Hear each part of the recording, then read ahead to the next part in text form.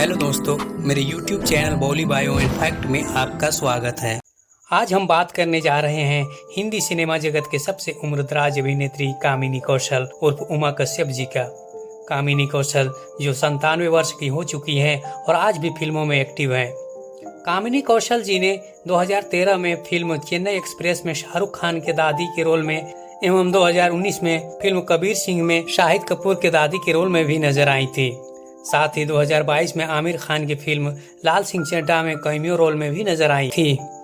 आज हम उन्हीं कामिनी कौशल की जिंदगी से जुड़े कुछ अनछुए पहलुओं को आपके साथ साझा करने वाले हैं कि 40 और 50 के दशक के युवा दिलों की धड़कन इस अभिनेत्री को क्यों अपने ही बहन के पति से शादी करनी पड़ी, क्यों दिलीप कुमार के साथ उनका प्यार अधूरा रह गया और किस तरह से वे उमा कश्यप से कामिनी कौशल बनी।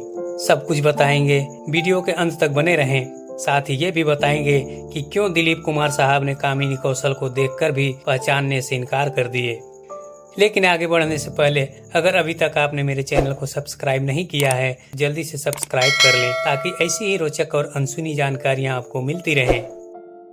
कामिनी कौशल का जन्म 16 जनवरी 1927 को ब्रिटिश भारत के लाहौर में हुआ था, जो अब पाकिस्तान में है। उनका वास्तविक नाम उमा कश्यप था। उनके पिता शिवराम कश्यप बॉटनी के प्रोफेसर थे और वे लाहौर के ही गवर्नमेंट कॉलेज में पढ़ाते थे। 2 भाई और 3 बहनों में कामिनी कौशल सबसे छोटी थी। उनका परिवार खुले विचारों वाला था, इसलिए उमा को पूरी आजादी थी। हालांकि उस दौर में फिल्मों में काम करना अच्छा नहीं माना जाता था और खासकर लड़कियों का फिल्मों में काम करना तो किसी अपमान से कम नहीं माना जाता था। पर कामिनी कौशल के पिता ने अपने बच्चों को अपने तरीके से जिंदगी जीने की पूरी छूट दे रखा था। यही कारण था कि कामिनी कौशल बचपन से ही रेडियो नाटकों में हिस्सा लेती थी। कामिनी कौशल की स्कूली शिक्षा लेडी मैकलेगन हाई स्कूल से पूरी हुई। इसके बाद उन्होंने केनियाट कॉलेज से अंग्रेजी में बीए ऑनर्स किया।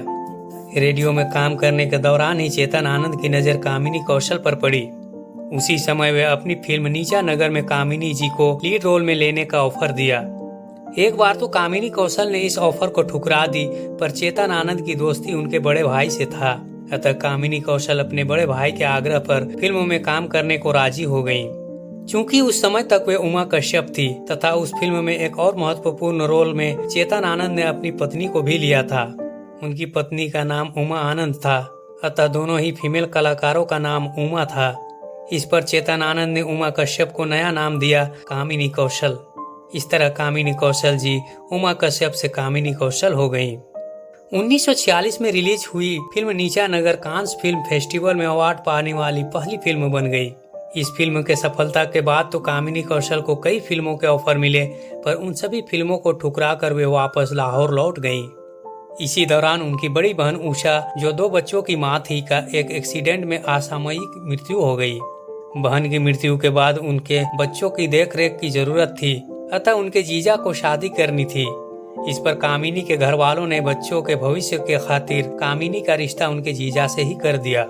कामिनी न चाहते हुए भी बच्चों के खातिर अपने ही जीजा ब्रह्मस्वरूप सूद से शादी कर ली। इस तरह वे हमेशा के लिए मुंबई आ गयीं। ब्रह्मस्वरूप सूद भी खुले विचारों वाले थे, अतः उन्होंने कामिनी को फिल्मों में काम करने से नहीं रोका। इस तरह 1947 में उनकी दूसरी फिल्म जेल यात्रा आई, जिसमें वे राज कपूर के साथ नजर आईं। इसके बाद तो कामिनी कौशल ने पीछे मुड़कर नहीं देखा और एक से बढ़कर एक फिल्मों में अपने अदाकारी के जलवे बिखेरी। उनकी प्रमुख फिल्में रहीं जिद्दी, आग, शायर, पारस, 40 बाबा एक चोर, विराज बहू, शहीद, पूरब और पश्चिम, नदिया के पार, 2 रास्ते, शबनम, आरजू, उपहार, शोर, सन्यासी, स्वर्ग नर्क, पेंटर बाबू, हर दिल जो प्यार करेगा और लगा चुनरी में दाग। 1954 में आई फिल्म विराज बहू कामिनी कौशल को एक नई ऊंचाई पर पहुंचा दी। शरद चंद्र चट्टोपाध्याय के उपन्यास पर आधारित विमल राय की इस फिल्म ने उन्हें best actress film fair award दिला दिया। कामिनी कौशल ने अपने दौर में राज कपूर, देवानंद, अशोक कुमार जैसे सभी एक्टर्स के साथ काम किया, लेकिन उनकी केमिस्ट्री दिलीप कुमार के साथ सबसे ज्यादा पसंद की गई। 1948 में रिलीज हुई फिल्म शहीद में उन दोनों ने पहली बार एक साथ काम किया था। फिल्म के सेट पर ही उनके बीच नजदीकियां बढ़ी और नजदीकियां प्यार में बदल गई। कामिनी कौशल उस समय शादीशुदा थी, पर दिलीप कुमार के प्यार में खो चुकी थी। जब दोनों के अफेयर की बात कामिनी के भाई को पता चली तो उन्होंने धमकी दी कि वे दोनों को जान से मार देंगे। हालांकि इसके बाद भी दोनों के बीच नजदीकियां कम नहीं हुई।